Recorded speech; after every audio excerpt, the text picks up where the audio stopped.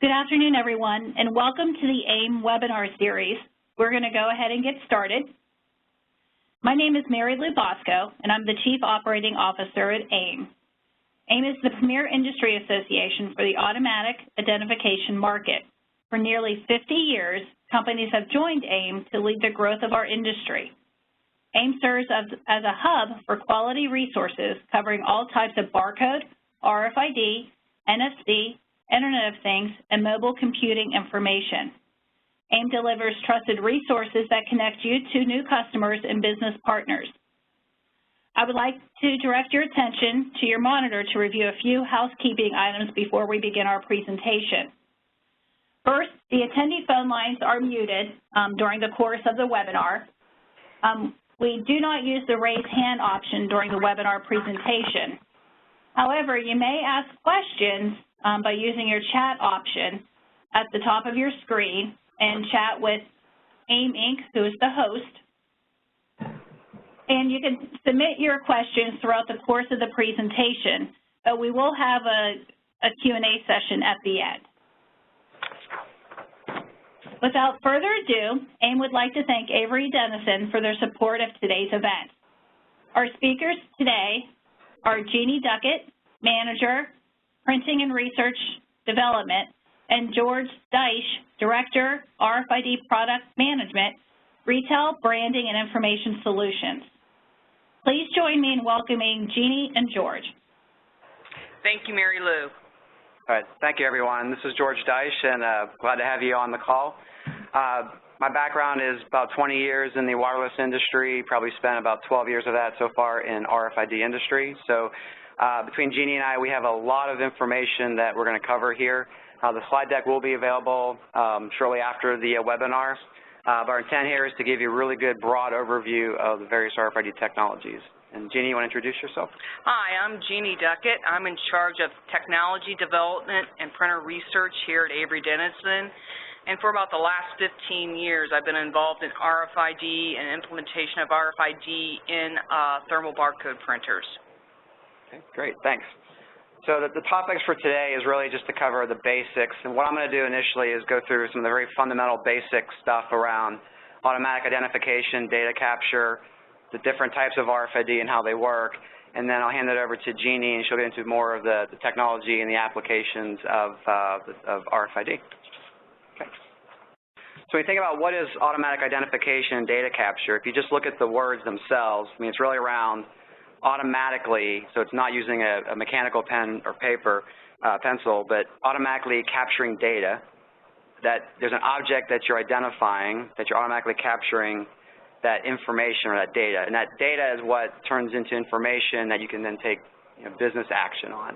So the technologies we're going to talk about will really be around how we automatically capture and collect that information. And some examples of ways of capturing data, I mean, you see these in your everyday life of the products that you purchase when you're shopping online. Take your computer, for example, and turn it over, and you'll see barcodes with information on there. So, for example, you have 1D barcodes, which are very common. There are 2D barcodes that are typically used using vision systems or cameras to read that. Very commonly used are magnetic stripes that you see on your credit cards, and then RFID technology. And why would you want to use automatic identification technology? When you think about just writing things down with a pen and paper pad, how they used to do many, many years ago, it's very difficult sometimes to identify what exactly did I write. Was that a 5? Was that an S? Was that a V or a Z? Did I hear that person correctly in what they said? So the manual writing has become a source of error. For example, if you're keying errors into a terminal, you have a 1 in 300 chance of an error. And if you took a typical barcode class from GS1 or universities, the probability of error using manual techniques is very high, whereas when you get into barcode, it becomes 1 in the 3 million type error rate, and with RFID technology, it becomes 1 in 10 million and even lower than that. And auto identification data capture is a very broad term, so it's not limited to a single technology, but it's really around a family of technologies. And you can break it down into a couple categories, one being printed or encoded. And what we're showing on this slide is just some of the common ways that you've seen things printed around, different types of barcode. And those different types of barcode usually will have, a certain amount of information that you can store in it. So as barcodes were once simple, they become more complex because you're still using that technology to add more information on there, which moves into a 2D barcode and the various types. And it's really interesting because when you look at your credit card, you have stamped information on the card, and then the magnetic stripe was a way of extracting that information to capture it. And now more recently we have the microchip that's added to it, EVC chip, that's another way of capturing the data. Or you have your credit card stored into your phone. So those are just examples of how automatically capturing that information from your credit card in this example has evolved. So we're going to talk a little bit more about RFID technology, and really, what is RFID? And fundamentally, it's just what it stands for: radio frequency identification. It's about the transfer of information between a tag and a reader, where the tag is usually carrying the identifier or some information, and the reader is a method of extracting that information from the tag. And here we're showing different applications or examples of how you might use RFID. And RFID is not a new technology. It's been around since 1940s in World War II. And we've seen a lot of growth in that technology over the last 5 to 10 years. And if you think back to early 2000 time frame, there's some strong leaders in the industry around Department of Defense, Walmart, P&G, and those companies were very much looking at that technology to see how they could use that to improve their supply chains. And the thing about RFID is it's fast and it's reliable, and it's really non-line of sight, meaning you don't have to visibly see the tag. It can be embedded. It can be in the area which you want to capture and be able to read that. Now within RFID, there's 3 types of technologies or subcategories you could think of. One is active RFID, there's semi-passive, and there's passive. And with active RFID tags typically have a battery power source. It's sending its ID to a reader, and these type of devices you would see as a common application for container tracking, where containers are large, you're in a very large geographic space, and you need long range from that tag to be able to transmit data to a reader. They typically have a lifespan because of the battery. They're more complex. They tend to be a higher cost type of RFID technology. When you move into the other type, which is semi-passive, semi-passive means there is a battery present, but the battery serves a different function. So number one, the battery is typically maybe collecting data, sensor data or information in the environment. So sensor tags, for example, would be using that battery to collect information, and we'll show an example of that later in the presentation. They're smaller, they're lightweight.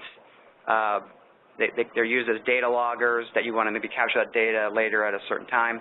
And the passive component, the RFID, is where you're extracting that information out of the device. Okay. And then the third type, which is the lower cost of the 3 options, which is passive RFID, where simply the components of that passive RFID is really around just a simple chip and an antenna, where the tag will operate based on the energy it receives from the reader. So a reader device, when it illuminates an RFID tag, the tag will power up, and once it powers up, it's able to establish communication with the reader so you can extract that information, that data. And the reader, is supplying the energy to the tag. And a lot of the common applications for it, item level apparel is a huge application. So if you go into your favorite apparel store, you'll very commonly see the RFID tag in the price ticket. You'll see it on poly bags of the apparel items. if you travel through McCarran Airport or Hong Kong, check your luggage, you will see that there's RFID.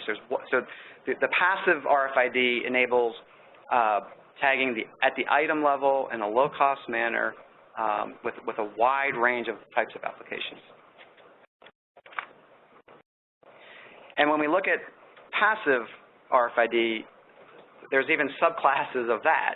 I would look at it as LF, which is low frequency, HF, high frequency, UHF, ultra high frequency, but we'll commonly refer to that now as RAIN. So you'll hear RAIN RFID is what the industry is talking about. And then you have this microwave frequency, which is higher. And the main thing here we wanted to show is the low frequency, these all have applications. So one is not better than the other. It really just depends on what is the application, what are you trying to accomplish, what is your job to be done that you want to achieve, identifying that item and being able to capture that information easily and seamlessly. And what we're going to talk about here in this presentation, the bulk of it will be on the HF, NFC, and Rain RFID. And we want to show here just a couple of things to call out. Number one, the use near metal or liquid. The lower frequency and high frequency devices tend to work better near these types of items, liquid and metal, where UHF as a frequency band tends to be more challenged by those types of materials. So if it's a human body, race timing, or close to the human body, or meats, for example, that becomes very challenging. There are tags on the market that are specifically designed for on-metal use. So although we show that Rain RFID tags are challenged by metal and liquid, there are specialized tags that can overcome that. So let's talk about some of the characteristics of the HF RFID. So the HF frequency band operates at 13.56 megahertz. It uses a magnetic coupling. So typically, what does that mean? Magnetic coupling means you're in closer proximity to the reader. It's not a signal that's propagating in space at great distances, so it tends to be more localized, more concentrated. You can think of the gates as you walk in and out of a store or in a library. Those are examples of HF. The interesting thing is the types of chips for the HF products tend to have a lot more memory. So you'll find what common characteristic is these things are higher memory. They have a lot of file storage, and it's just one of the common characteristics of that. And what we're showing here are just the different types of interface standards. And the two most common that you're going to hear in the industry is ISO 14443, which is for secure payments and those types of applications, very good for privacy. Those type of devices have a lot more encryption capability, for secure access. So think about, when you hear 14443, you can think of, secure access, control, payments. ISO 15693 is, I don't want to say it's not as secure, but it's a very common standard that you'll see in the library space in many applications, and those are for ticketing, for some access control, for some library tracking and bookshops, for example. And the third one is not a common one, Jeannie, but I think it's the type of protocol where it allows very close proximity of the tag. So the examples we're giving here would be if you're tagging documents or poker chips at a casino, you need something that can operate in that type of environment. So you have a lot of options with HF. Within HF, there are a lot of options and a lot of standards that you can that you have at your disposal depending on what kind of job you're trying to accomplish. Switching gears to Rain RFID, which UHF, it's a frequency band, so it operates in the 900 megahertz. So common advantages of this type of passive technology is that long read ranges for a rather low-cost type of device compared to an HF alternative. You've got really good performance in terms of the data back and forth between the tag and the reader, high-density applications. So when you think about item-level Internet of Things at the item level, Rain RFID will be a big, I think, take center stage in terms of the technology used for that type of application space, and we're seeing that grow more and more. As we mentioned previously, just some of the common disadvantages is that different types of materials will impede the performance of the tag, but there are techniques and ways of overcoming that. So it's really, we just want to hit the point here that it's a very versatile frequency band, very versatile technology, and it's something that you're going to see in more and more applications. Now, on the air interface standards, one of the things, years ago, what, 2005, Jeannie? It was the Gen 2. The Gen 2 protocol, which really is just the air interface. So many of you think of Wi-Fi. I mean, Wi-Fi, you're not thinking of what is that air interface? How does it work? You just know what Wi-Fi does. Wi-Fi connects your mobile devices to an access point to therefore, get connectivity to the internet. Well, the air interface, I mean, you're going to hear Rain Rfid, so it's just a way of saying, we have a interoperable air interface so that these Rain Rfid technologies can operate seamlessly, depending on what type of reader device you use, what type of tags you use. As long as the readers and the tags and the chips are Rain Rfid, i.e. Gen 2 compliant, that just really speaks to the interoperability. And there's an ISO standard that was ratified many years ago. So again, there's a standard that was established for this protocol. And this is a little bit of an eye chart. So I'd ask, if I could see everyone, I would ask you to raise your hand and ask me who could point out the UHF frequency band for the FCC here in the U.S. What we want to just point here is a lot of these technologies operate at very specific frequency bands that are allocated by the region and by the various countries. So with UHF, it's very specifically, in the U.S., it's from 902 to 928 megahertz. In Europe, it's at about 869 megahertz. So what we want to just point out here is that the type of reader devices that are used for that technology will typically be certified for that frequency band for that specific country over there. Now, this is a generic kind of high-level view of what's a passive RFID system, and let me just work from left to right and describe what we have here. Typically, you have a business problem or business need that you're going to want to have some kind of business process established for the items that you want to tag. And that application might sit on a reader device with the reader antenna. That middleware business application, reader, antenna, those three elements could be standalone. So if you have a portal with antennas where products moving in and out, and you have an application running on there, that could be one example.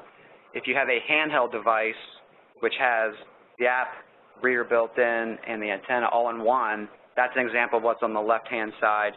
An RFID printer where you have a reader and antenna inside where it's encoding.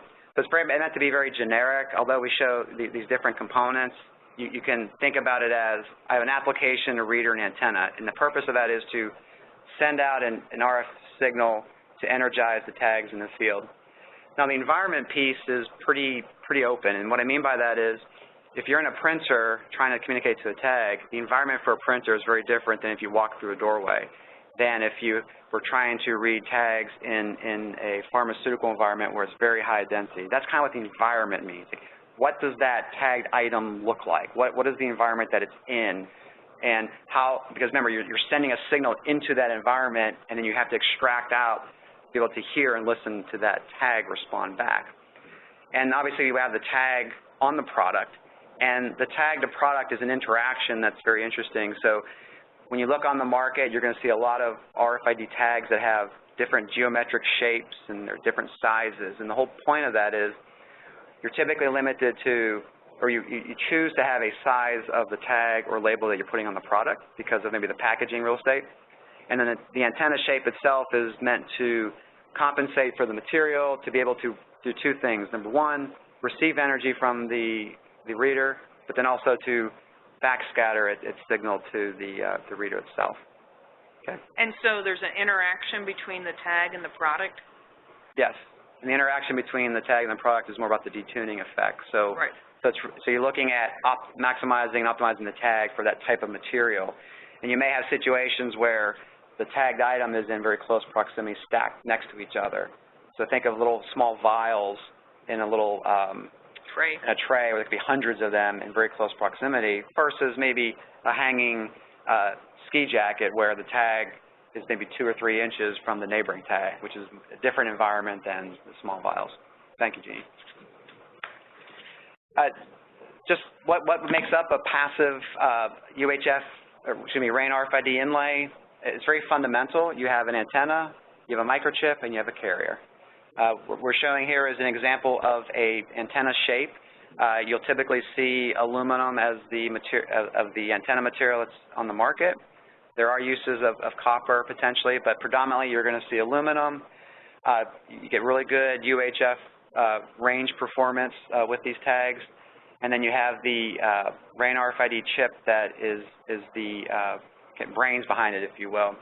And the whole point here is that you design the antenna to do 2 things. One, you match it to the chip itself, but then you also create the shape to make sure that it's tuned properly for the application.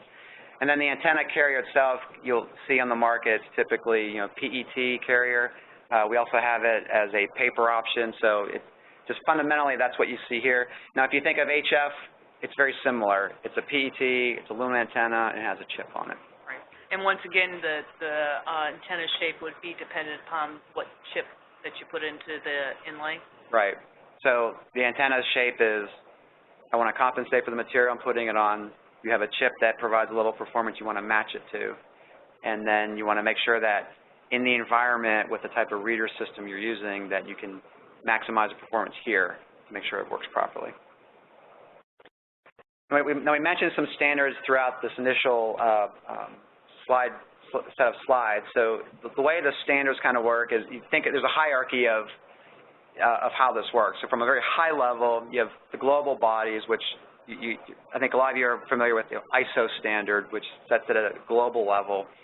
Then you have regional standards, ETSI, which is a frequency, European telecommunication system integration. So those set the frequency standards for that region. Just as you would here in the U.S., at a national level, we have the FCC. Canada has a different industry body. So the easiest way to validate this is when you take any of your electronic devices, turn them over, you'll see all of the common logos around. It's FCC, it's ETSI certified, right? And then you have industry-specific bodies that create standards at the application level. So if you are, the Department of Defense would have potentially different standards than you would have in apparel, than you would have in aviation. So there's a whole kind of hierarchy of high level, big picture, down to the application level. And all of these auto identification capture technologies, would fit into those application level. And the last slide, before I hand it off to Jeannie, the technology, the technology can always be complex when you first see it, if you're first exposed to it. Those of us who've been in the industry a long time, they understand it very well, they understand the language. So there's a lot of industry bodies, industry alliances that are providing education services, much like what we're doing here with this webinar that AIM's, we're sponsoring. Education, here are the standards and guidelines specific to the application. And then you have white papers which give you use cases and case studies. And then you have subject matter experts of the various companies that are part of these bodies that you see listed here that can provide a lot of good technical information.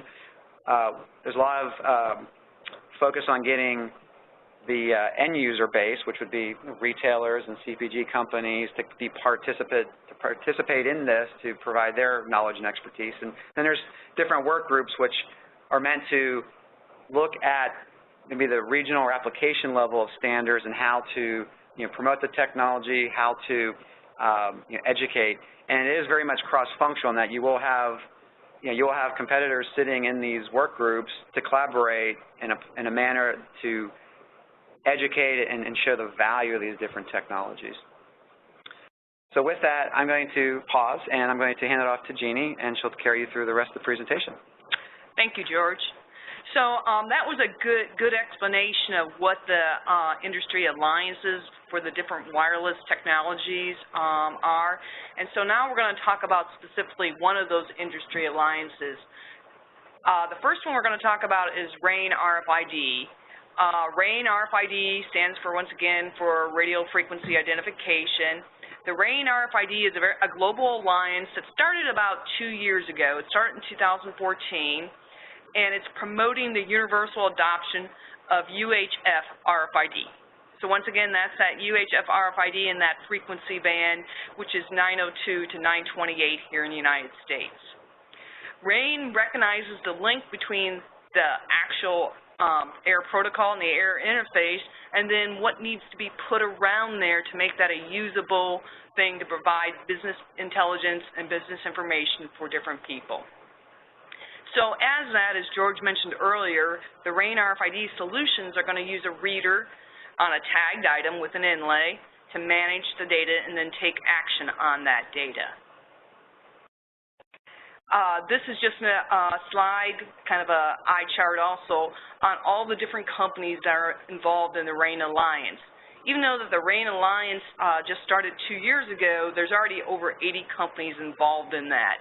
And I think part of the, interest is that is certainly the widespread interest and adoption of UHF RFID. Also, I think people are getting used to the idea of these industry alliances and recognize the value that they bring in standardizing and providing performance testing.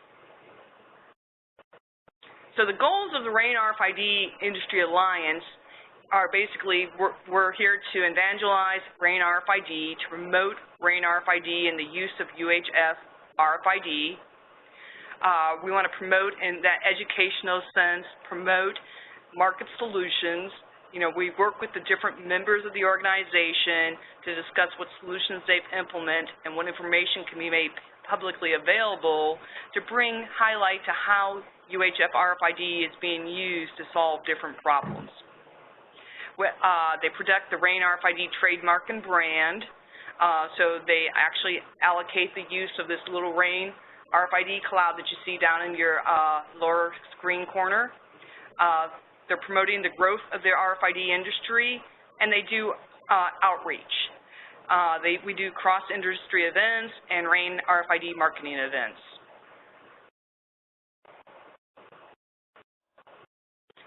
So components of Rain RFID.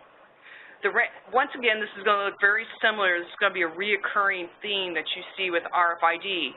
You see the tagged items, and for Rain RFID, you'll see that the tag is either placed on the outside of the item or it's integrated into the packaging or container of the item. And we've worked with people to do both solutions. The tagged item is going to store information and send it. Thousands of items can be identified simultaneously depending on your reader setup, and they don't have to have line-of-sight visibility. One of the advantages of RFID, whether if you're talking about UHF RFID or HF RFID, is the fact that you no longer require line-of-sight as you do to scan a barcode. The Rain RFID readers have an antenna suited for their application, whether it's near field, which means it's very close in, or far field. Your readers come in various sizes and shapes suitable for the application. They can be on a shelf, they can be embedded in a printer, they can be on a forklift truck, they could be on a dock door. And then your Rain RFID application software is used to identify and locate the item. They use to collect the information produced by the item locally, or now you see more commonly this information is promoted to the cloud. They can authenticate the item and make sure that you're talking to the item that you want to be talking to.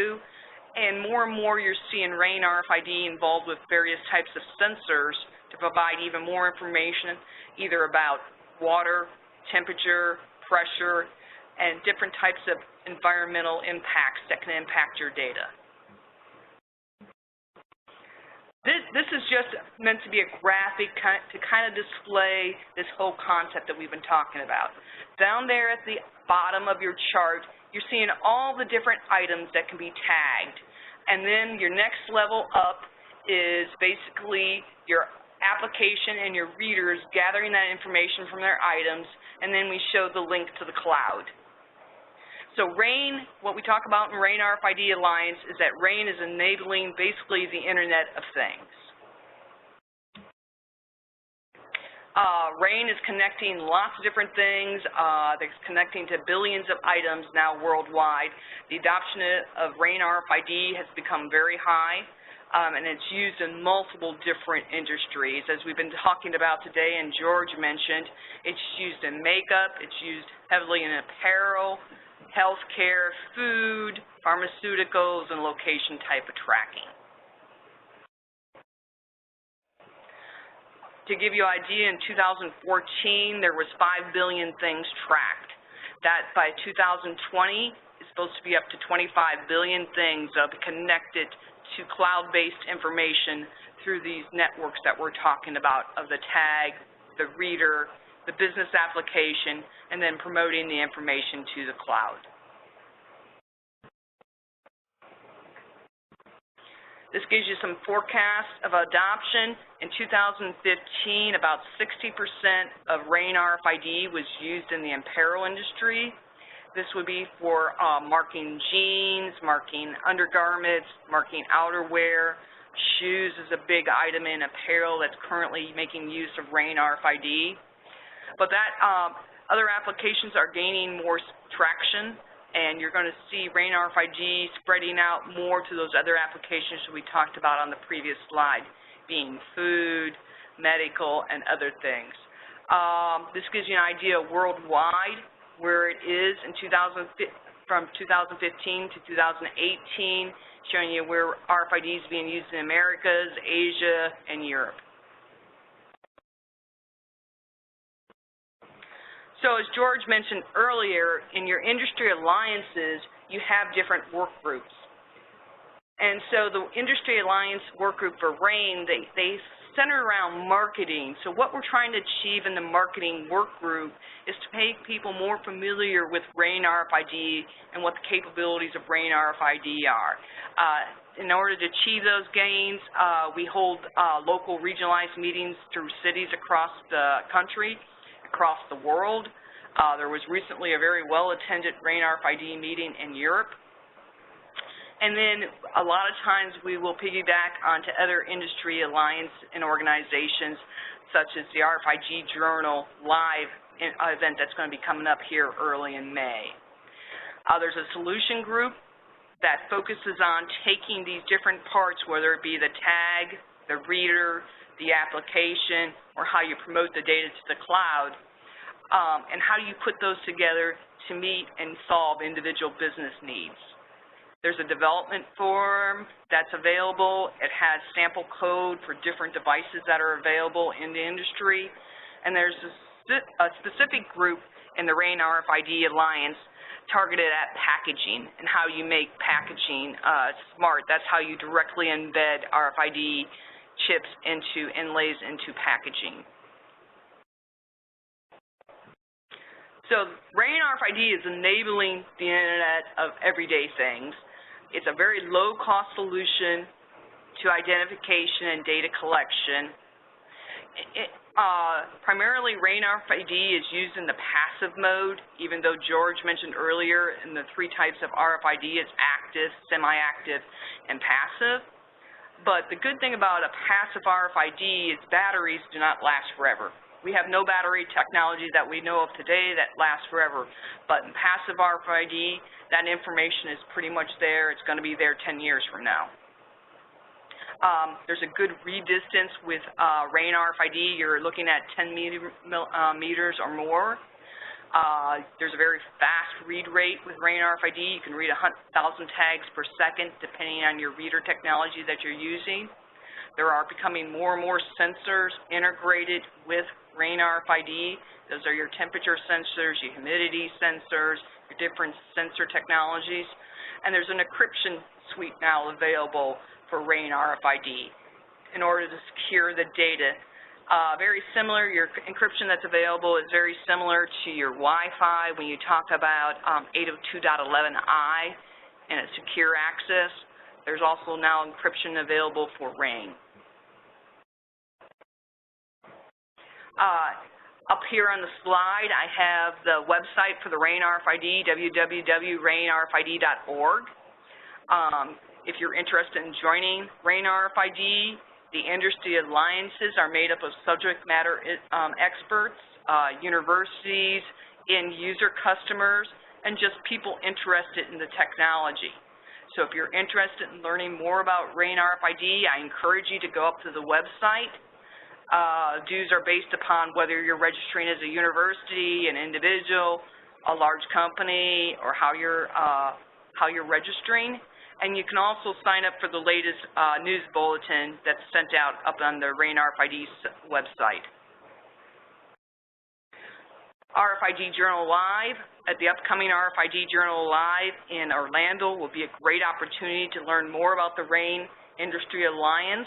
There's going to be a cocktail party Wednesday, May 4th. You need to get an invite from any of the Rain member alliances. As I said, there's over 80 companies that are members of Rain, so at the RFID Journal Live, it should be fairly easy to get an invite to that event. And we encourage you to come and talk to people if you're interested in the technology or if you have a problem that you believe can be solved by this technology. So now we're going to kind of switch gears here. We've been talking about the Rain RFID. Now we're going to switch to talking to NFC. NFC is certainly something that everyone is hearing a lot about these days. NFC is facilitating many different applications. It's very fast, it's very easy to use, and there's also a very strong infrastructure, as we're going to discuss, and that's why you're hearing so much about NFC. NFC is basically a protocol. It's the derivative of Hf RFID. So that means you're going to see it operate at that frequency, air frequency range of 13.56. It has three primarily different use cases that are used in the industry. We're going to talk about each one of those. Those are mainly peer-to-peer, card emulation, and tag reader operations. It enables very simple techniques and transactions. It has a very secure architecture. It does have security built into the system, as we'll discuss. The other reason why NFC is very secure is it's a proximity-based thing. NFC is a very close-range technology, and by the mere fact that you have to be close in order to utilize the technology, you're given that physical presence security. There at the bottom is some numbers on 2015 for market share of different OSs supporting the NFC technology. And here on the next slide, the NFC timeline. NFC was basically co-invented by NXP and Sony in the 2002. 2004, the NFC Forum was established. So the NFC Forum's been around now for about 12 years as an industry alliance. Field trials started in the 2005-2006 time frame. The exciting thing in 2014 is Apple announced the introduction of NFC on their devices, making NFC available on all mobile devices. And in 2018, 67% of new phones shipped will have an NFC reader-writer installed in them. So that means it's going to be a huge infrastructure of reader-writers that are available to interact with these NFC tags. The NFC forum, as I mentioned, there is also an NFC forum, and the goals of the NFC forum will really line up very well with the goals of the Rain RFID forum. It's basically to develop standard-based NFC, encourage the development of NFC on different products to solve different solutions, to ensure that products claiming that they're NFC are compliant with each other, so you have that nice interoperability experience that everybody likes. They tried something and it works. And it's also an education function to inform consumers and enterprises about what NFC is and how it can be used to solve problems for you. The NFC Alliance membership As I said, this started in 2004, so it's been going on for about 12 years now. They have sponsor or founding type members there, and then they have principal members that are listed on the screen, and there's over 80 other companies in addition to these foundational members that are members of the NFC Alliance. So the forum has basically four functions that we've talked about. They promote technical specifications, special interest groups, which are especially to solve whether it's contactless payments, it's your smart posters, the different NFC type of applications have special interest groups to serve and answer questions specifically around that application. There's the compliance program to solve the interoperability and to ensure that there's interoperability between the different NFC devices. And there's membership where people can, you can meet with subject matter experts at different NFC forum trade shows or at different events. The NFC forum will have a booth where you can meet with industry experts and learn more about the technology. The interesting thing about the NFC forum, as George mentioned earlier, you have your international bodies, ISO, you have your regional bodies, your national bodies, and then the industry groups. Because the NFC forum's been around for about 12 years now, they've also started developing their own set of specifications covering their different primary use cases. This next slide's kind of an eye chart. I apologize for that. But the main point of this chart is to give you an idea of how NFC stacks up to other wireless technologies. A lot of times people don't think of RFID as wireless technologies, but they are. Similar to the way your cell phone works, to the way your wireless tablet works, RFID, whether it's Rain Rfid or NFC, is really just another wireless technology. NFC is a short-range wireless technology. It's typically in the 10 centimeters or less. It operates at that 1356, and it operates within the globally available space. That means that all the different, just like the FCC talked about the spectrum here in the United States, the ETSI has a spectrum for NFC, Australia has a spectrum for NFC, so it is a globally operating standard. NFC devices are able to receive and transmit data at the same time, and it supports different data rates, from a very low to a little bit higher data rate. This next slide kind of gives you a better visual of how NFC stacks up against different wireless technologies. And you see, and we're talking about the fact that NFC is a very close-range technology. It's 10 centimeters or less. It's also a fairly slow wireless technology when compared to things like Wi-Fi or 3G or even Bluetooth. So that means the amount of data that you're going to see transmitted in an NFC technology is typically going to be less than what you might see. You're probably not going to be streaming a lot of video on NFC. The different NFC standards are there. You have the 18. Now these standards here are on the top of the 15693, which is an air interface standard. These are your ISO interactive standards for the different use cases. This is a good slide. It kind of really gets the point across very well. NFC is really like your USB drive or a cell phone where you can have a short conversation. You are exchanging data. By 2018, there's going to be 1.7 billion NFC-enabled smartphones in the market. So here's the three primary operations of NFC. You have the NFC card emulation mode, the peer-to-peer or reader-to-reader type applications, and then your reader-writer mode, which is most similar to the Rain Rfid.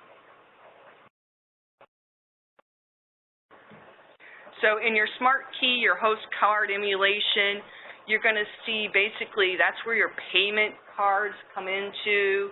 That's where your access cards on as a ticket, your credit card applications, Those where you're going to see these types of application is in your host card emulation. This gives you a good graph of how the host card emulation works.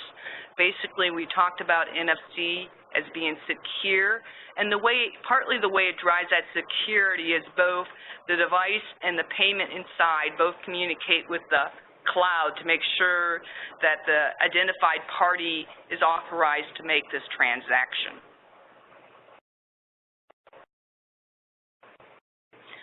So the advantages of NFC payments is, it's very open loop, closed loop. You can either have a very open payment like a Visa, or you can have like a club card. Very tap to pay. It is secure because as we talked on the last slide, both sides are communicating and doing an authentication. You have a paperless receipt. You typically get an email receipt, and it facilitates loyalty programs and coupons very well. Your tap to access is the same type of thing. It's a very secure type of thing because it's communicating on the side to make sure that you have that Genie Ducket is actually checked into this building and has the ability to make these access requests. So it's secure in that way, and also secure in the proximity. Peer-to-peer. In a peer-to-peer, two NFC devices exchange information by basically tapping together. Your peer-to-peer can actually be both passive communication and active. Your active peer-to-peer is going to be like your Android Beam. Two cell phones come within close proximity together, and they're able to exchange data in that method. Here's your examples of your peer-to-peer. You have your tapping. Another peer-to-peer example would be the wireless printing that we now enjoy on our cell phone. Like on my HP printer, I can now print directly to that through NFC. Reader tag, the last application I want to talk about here is your reader tag. This is very similar to your Rain Rfid application, and the fact that you really have a reader acting as a host. Most likely that reader is still going to be in a smart device, and then you have a tag that you're going to talk to, and that tag is going to be in that inlay structure with a chip, an antenna, and a carrier. Your consumer engagements can be done with NFC tags. Your smart posters are going to be NFC tags. Here's some examples commercially available of Tap to Find. That would be an NFC tag reader or smart poster. The Nintendo 3DS also is offering a reader to tag operation to make that game experience better for your kids and for everybody that likes to do gaming. The TT Sensor Plus is a product by Avery Dennison. It's also basically this reader tag concept. This is a concept where we're integrated a sensor, in this case a temperature sensor, and we store the data in the tag, and then when it comes in proximity of a reader, it will respond with what temperature that device has seen. That may be very good for supply chain applications where you want to monitor the temperature that an item has gone throughout the supply chain. NFC is a critical link for enabling the IoT. Similar to the Rain RFID, you have that tag, then the application, the business application, you have a widespread, low-cost reader implementations on all the smartphones and tablets, and then you have the web or the cloud-based data. So RFID, we've been talking a lot about RFID today, whether it's been the NFC or the Rain RFID. And so just to recap a little bit, RFID is an old technology. It started back in the World War II, and it really came into prominence in the late 90s, early 2000s with the Auto ID works to introduce RFID into the supply chain. There are those different frequencies, their LF that we talked about early on, and then really your HF at the 1356 is your NFC devices, and your UHF at the 960 to 950 is your Rain RFID. And we really want to emphasize today that RFID is really fueling the Internet of everyday things. That's a brief discussion about Avery Dennison. Avery Dennison provides integrated solutions in RFID inlays, in reader devices, and also in those sensor type enabled devices that we talked about briefly. I would like to recognize AIM Global. As Mary Lou said at the start of the presentation, AIM Global is an industry alliance. The Rain RFID Alliance is actually now a subcommittee of the AIM Global International, and we are an unbiased committee basically for networking and the promotion of technology in all AIDC, but especially also in Rain RFID and NFC. I would like to give special recognition in this presentation for all the materials.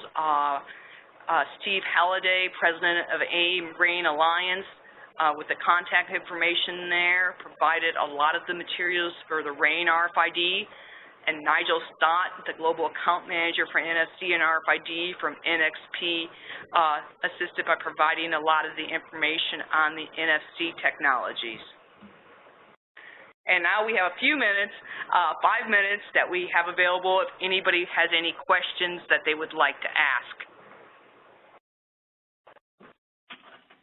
Thank you, Jeannie and George. It looks like we do have a few questions for our AIM webinar Q&A session.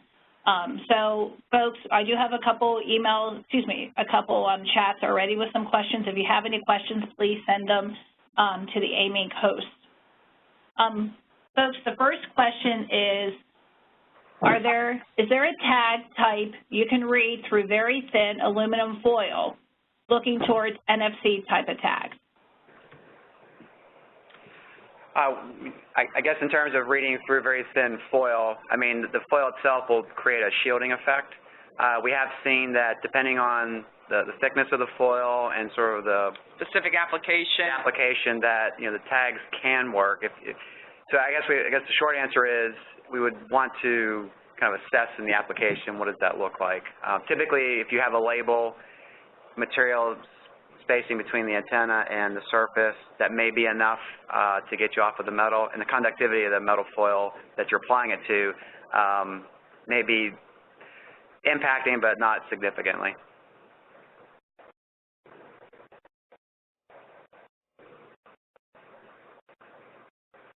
Thank you. The next question, and please forgive me, 1,000 tags a second read rate. What information is being read?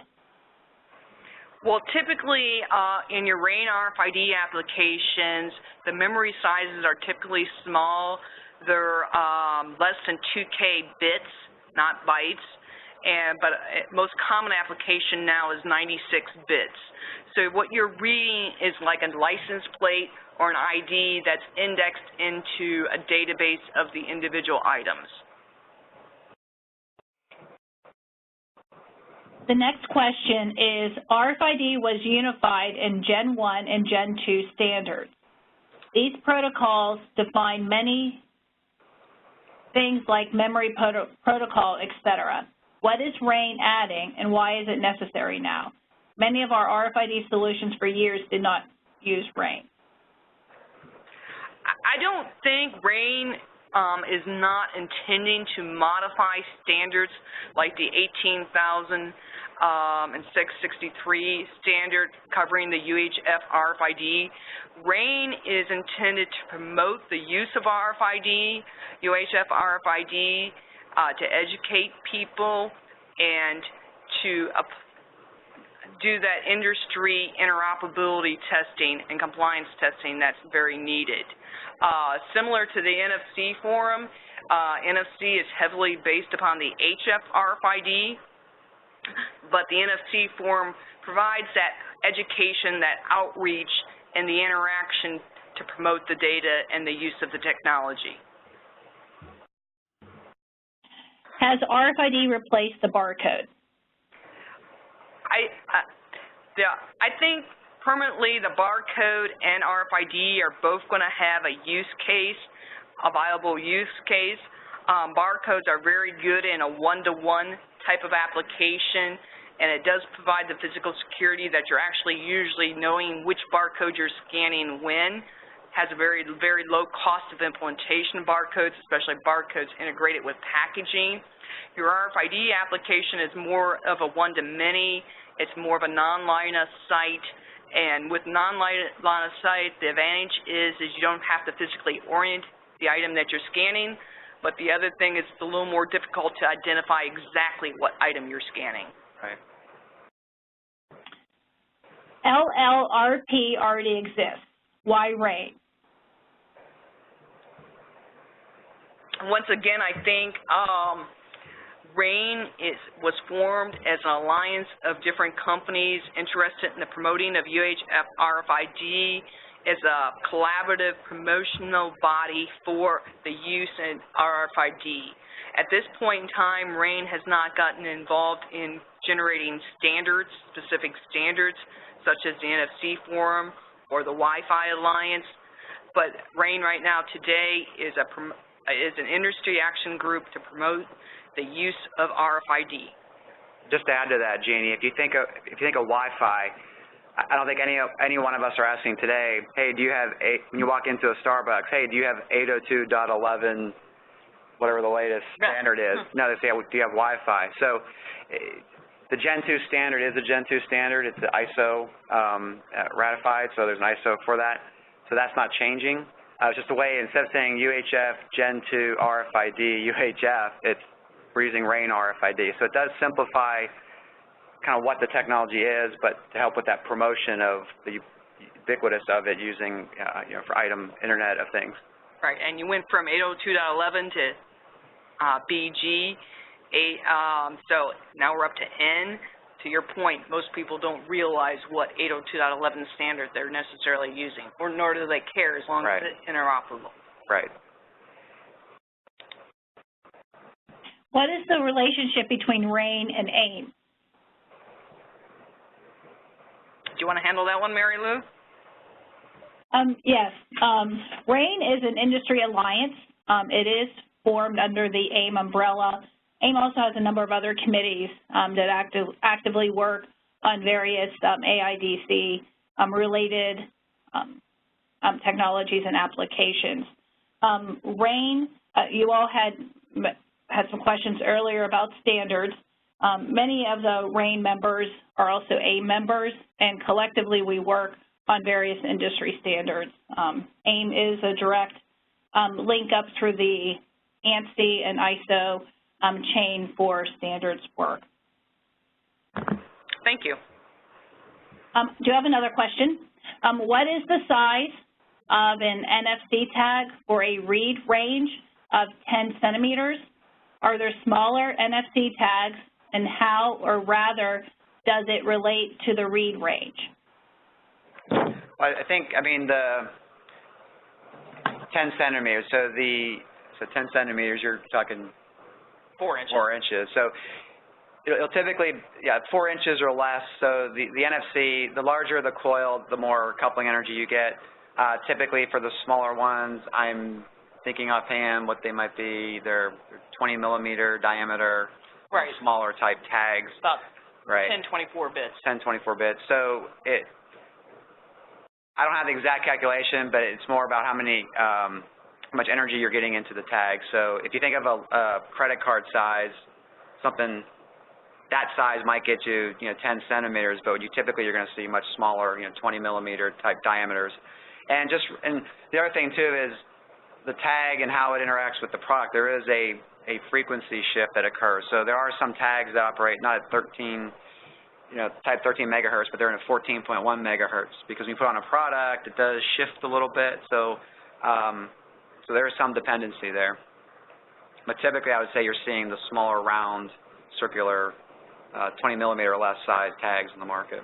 Right, and the other thing that really depends on is, as far as content and size of the NFC data, there is some, as George mentioned, especially if you're using passive RFID, the amount of energy that you energize the passive tag with is certainly an impact. But the other thing is just amount of time. If you're writing 5K bits versus 100K bits or 100 bits, there's a significant amount of difference in the time that it takes. We have another question about the difference between NFC and RFID and how does someone choose? You're going to choose based upon what your application is and what type of infrastructure that you want to live within. If today, ubiquitous in your smart tablets and your smartphones, you're going to find an NFC reader. So you're going to see a lot of NFC applications based upon that being consumer-facing due to the fact that your consumer's holding an NFC reader writer in their hand. Whereas your Rain RFID applications, the infrastructure is not quite as ubiquitous. You're going to see a lot more Rain RFID applications at this time being business to business, where you're installing an infrastructure in that area. Beyond that, since they're at different frequencies and they have different read range, depends upon the application that you want to achieve. Yeah, I mean, typically what you would see is in a general supply chain application. So you want to tag your items and read them from the point of source through your supply chain to the store. That's typically going to be a Rain RFID in that 900 megahertz band, frequency band, because you're getting long read ranges, a lot of versatility there. NFC, as Jeannie was talking about, when you start talking about consumer interaction, consumer experience, where they have the phone in their hand that can interact with the NFC, that's where you would see it coming into play, on a tagged product.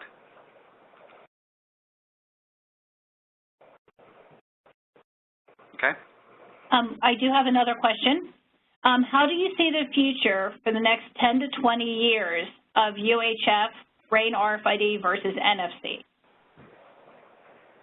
Well, since they're really addressing two different use cases, I think the future for both technologies is very bright. I think you're going to see adoption of Rain RFID in business-to-business or controlled business-to-user applications such as a doctor office or medical records. And then certainly as more and more cell phones by 2018, 70% of all the cell phones shipped are going to have an NFC reader writer in them. You're going to see a lot of consumer-type facing applications interacting with your cell phones. Right.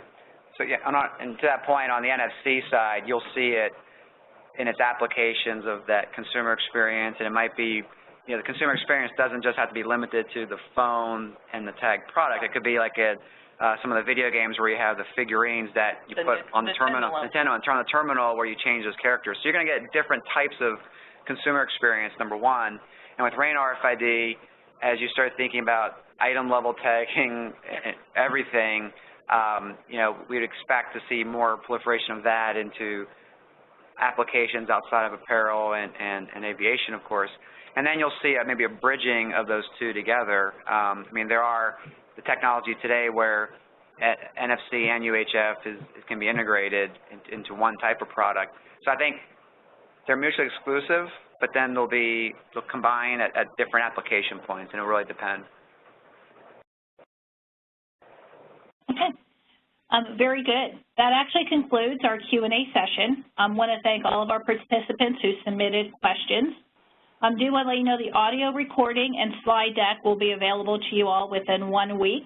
We will actually email everyone with this information. I also would like to thank Jeannie and George for their insight and knowledge into the difference between NFC, UHF, and Rain RFID, and for providing us this presentation today. I also would like to thank the audience for their active participation. I hope you all found this information to be valuable, and we would appreciate your feedback. So please take the time to complete a brief session evaluation, which will be emailed to you shortly. This information will be used to develop future presentations in our AIM webinar series. Thank you so much, and have a great day.